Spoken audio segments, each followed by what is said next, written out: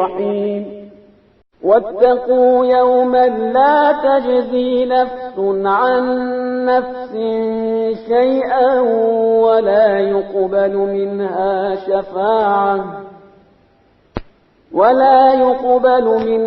شفاعة ولا يؤخذ منها عدل ولا هم ينصرون۔ السلام علیکم۔ آج آپ نے پھر سورہ بقرہ کی 48ویں آیت کو سنا۔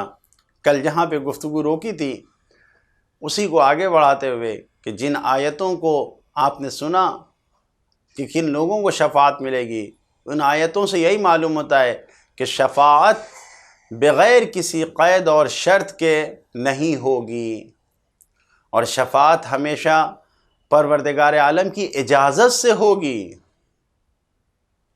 شفاعت کی کچھ شرطیں ہیں، اور شفاعت میں ہمیشہ اللہ کی اجازت ضروری ہے، اللہ کی مرضی ضروری ہے، اور ساتھ میں شفاعت پانے والوں کے اندر صلاحیت بھی پائی جائے۔ جب ان کے اندر خود صلاحیت پائی جائے گی تبھی ان کی شفاعت کی جائے گی۔ لہذا اگر شرط نہ پائی جائے تو پیغمبر کی بیوی بھی ہو، پیغمبر کی زوجہ بھی ہو، تو بھی اس کو شفاعت نہیں ملے گی۔ جی، چاہے کتنے ہی درجے پہ پیغمبر کی بیوی ہونے میں پہنچ جائے، لیکن اگر لیاقت نہیں ہے تو شفاعت نہیں ملے گی۔ قرآن مجید نے ایسا نمونہ بیان کر دیا ہے۔ جناب نوح اور جناب لوط کی بیویوں کے بارے میں خداوند عالم نے قرآن مجید میں بتایا ہے کہ یہ اپنے فاسق ہو جانے کی وجہ سے، کیونکہ ان کا فسق ظاہر ہو چکا تھا، تو یہ فاسق ہو جانے کی وجہ سے شفاعت نہیں پائیں گی۔ فَخَانَتَاهُمَا، ان دونوں نے خیانت کیا۔ فَلَمْ يُغْنِ عَنْهُ، ذرہ برابر بھی اس خیانت نے ان کو، ذرہ برابر بھی ان کو کسی چیز نے فائدہ نہیں پہنچایا۔ من اللہ شیئا، یہ سوچ رہے تھے خیانت کر کے کچھ فائدہ مل جائے گا، وہ اللہ سے بے نیاز نہیں ہو سکے۔ وَقِيلَ، اور ان سے کہا گیا ادخل النار مع الداخلین، جہنم میں داخل ہونے والوں کے ساتھ تم بھی داخل ہو جاؤ۔ یہ جناب نوح اور جناب لوط کی جو بیویاں تھیں انہوں نے خیانت کیا، فسق کیا، تو خداوند عالم نے ان کو شفاعت سے محروم کر دیا، شفاعت نہیں ملے گی۔ لہٰذا ایسی شفاعت فائدہ مند ہے جو انسان کو اولیاء الہی سے جوڑ دے، جو خداوند عالم یعنی خود اولیاء سے جوڑ دے، ایسی شفاعت فائدہ مند ہے، اس کو مایوس نہ ہونے دے۔ لیکن اگر شفاعت پر ایمان کی وجہ سے انسان آسانی سے گناہ کرنے لگے کہ ہماری شفاعت تو ہو ہی جائے گی، تو ہمیں کیا مسئلہ ہے، گناہ کرنے میں کوئی حرج نہیں کیونکہ ہماری شفاعت ہو جائے گی، جیسا کہ عیسائیوں کا یہی عقیدہ ہے۔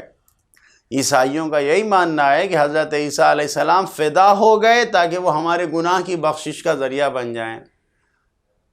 عیسائیوں کا یہ ماننا ہے کہ وہ اسی لیے فنا ہوئے ہیں کہ ہماری گناہوں کا وہ ذریعہ بن جائیں۔ لہذا ایسا صحیح نہیں ہے، یہ عقیدہ قابل قبول نہیں ہے۔ سوال، کیا اولیاء الہی جو اولیاء کے خدا کے ولی ہیں ان کا شفاعت کرنا اللہ کے ارادے کا مقابلہ کرنا ہے؟ اللہ نے کسی پر عذاب کرنے کا ارادہ کر لیا ہے، پیغمبر اپنی شفاعت کے ذریعے اس سے عذاب کو ٹلوا دے رہے ہیں، تو کیا یہ خدا سے مقابلہ کرنا نہیں ہوگا؟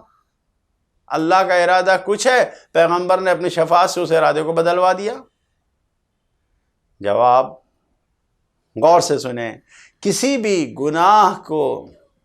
گناہ کا سزا دینا یعنی گناہگار کو سزا دینا اور کسی کی شفاعت کی اجازت دینا، یہ دونوں امر پروردگار کی اجازت سے ہی سامنے آتے ہیں،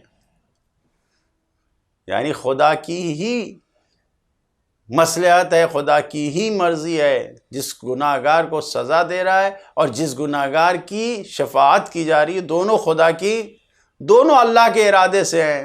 لہذا اللہ کے ارادے سے کوئی ٹکراؤ نہیں ہے۔ اولیاء الہی کا شفاعت کرنا اللہ کے ارادے کا مقابلہ نہیں ہے، بلکہ اس کے ارادے کے ذیل میں ہے، اس کے ارادے کے ساتھ میں ہے۔ دوسرا سوال یہاں پر آتا ہے، کیا اولیاء خدا اللہ سے بڑھ کر رحم کرنے والے ہیں؟ کیونکہ اللہ نے عذاب کرنا چاہتا ہے، اللہ خدا نے عذاب کرنا چاہا ہے، اور اولیاء الہی اس کو معاف کرنا چاہتے ہیں، شفاعت کر رہے ہیں آ کے۔ تو اولیاء الہی کے اندر رحم کا پایا جانا اور رحم سے فائدہ اٹھا کر شفاعت کرنا، یہ دونوں اللہ کی اجازت اور اللہ کی مرضی سے ہے۔ ایسا نہیں ہے کہ وہ خدا سے بڑھ کے رحم کرنے والے، نہیں، یہ دونوں اللہ کی مرضی سے ہے۔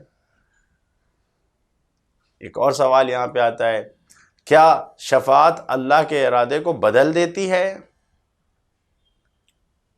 تو اس کا جواب بھی یہی ہے کہ شفاعت اللہ کے ارادے کو بدلتی نہیں ہے، بلکہ اللہ کا ارادہ مختلف ہوتا ہے۔ حالات کے اعتبار سے اللہ کا ارادہ الگ الگ طریقے کا ہوتا ہے۔ گناہ گاروں کو سزا دینے میں ایک ارادہ ہے خداوند عالم کا، اور انہی گناہ گاروں کو اگر وہ توبہ کر لیں تو خدا اپنے قہر کو ان سے اٹھا لیتا ہے، تو معاف کرنے میں دوسرا ارادہ آ جاتا ہے خداوند عالم کا۔ کیونکہ گناہ گار اگر توبہ کر لے تو اس کے حالات الگ الگ ہو جاتے ہیں۔ گناہ کی حالت میں وہ الگ حالت میں تھا، توبہ کی حالت میں وہ الگ حالت میں ہے۔ خدا کا ارادہ حالات کے اعتبار سے الگ الگ ہو جاتا ہے۔ انسان دنیا میں اولیاء خدا سے محبت کرتا ہے، جو خدا کے ولی ہیں، جو خدا کے اولیاء، ان سے محبت کرتا ہے، ان کی اطاعت کرتا ہے، ان کی پیروی کرتا ہے۔ نتیجے میں ان کی اطاعت و پیروی کے نتیجے میں وہ ان سے شفاعت طلب کرتا ہے، وہ ان سے شفاعت کو طلب کرتا ہے۔ دوسرا وہ ہے کہ جو ہمیشہ اولیاء الہی کی مخالفت کرتا ہے تو اس نے کبھی بھی ان کی بات نہیں مانی ہے، وہ شفاعت کا حقدار بھی نہیں ہوگا۔ لہذا اللہ کے ارادے سے کوئی اس کا ٹکرانا نہیں ہے۔ دنیا میں گناہ کے بخشے جانے کے جو اسباب بیان کیے گئے، اس میں سے 3 سبب قرآن مجید نے بیان کیا ہے۔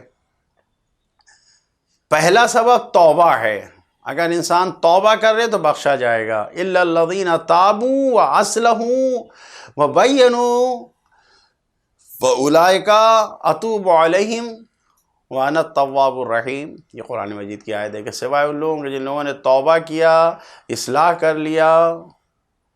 بہرحال یہ وہ لوگ ہیں کہ جنہوں نے توبہ کیا ہے، خدا بھی بہت بڑا توبہ بخشنے والا اور رحم کرنے والا ہے۔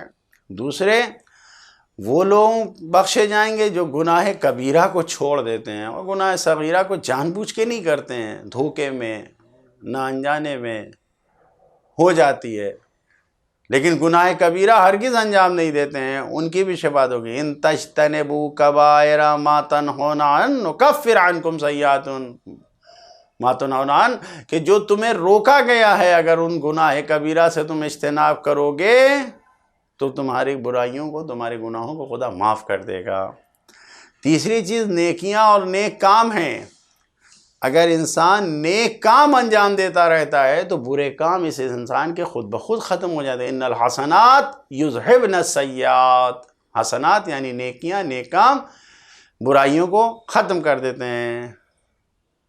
لیکن انسان غور کرے، آخرت میں صرف شفاعت سے بخشش ملے گی۔ دنیا میں یہ 3 طریقے ہیں، توبہ، گناہ کبیرہ سے بچنا اور نیکیاں کرنا۔ یہ دنیا میں طریقے ہیں گناہوں سے بچنے کے۔ آخرت میں کہاں سے سودا ملے گا؟ صرف شفاعت سے بخشش ملے گی۔ لہذا شفاعت کی اہمیت ہے۔ اپنی زندگی میں، میدان عمل میں جو ہمیں پیغام ملتا ہے کہ اگر انسان کو اس بات کا خوف ہو جائے کہ اللہ کا سامنا بغیر کسی ساتھی کے کرنا ہے، کوئی ہمارا ساتھ دینے والا نہیں ہے، پھر اللہ کے مقابلے میں جانا ہے، تو یہ خود بخود تقوی کی طرف انسان کو بڑھا دیتا ہے۔ انسان تقوی کی طرف جاتا ہے۔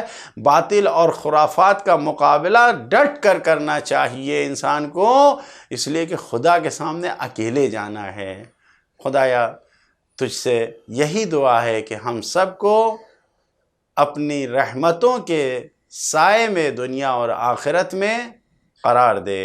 والسلام علیکم ورحمۃ اللہ وبرکاتہ۔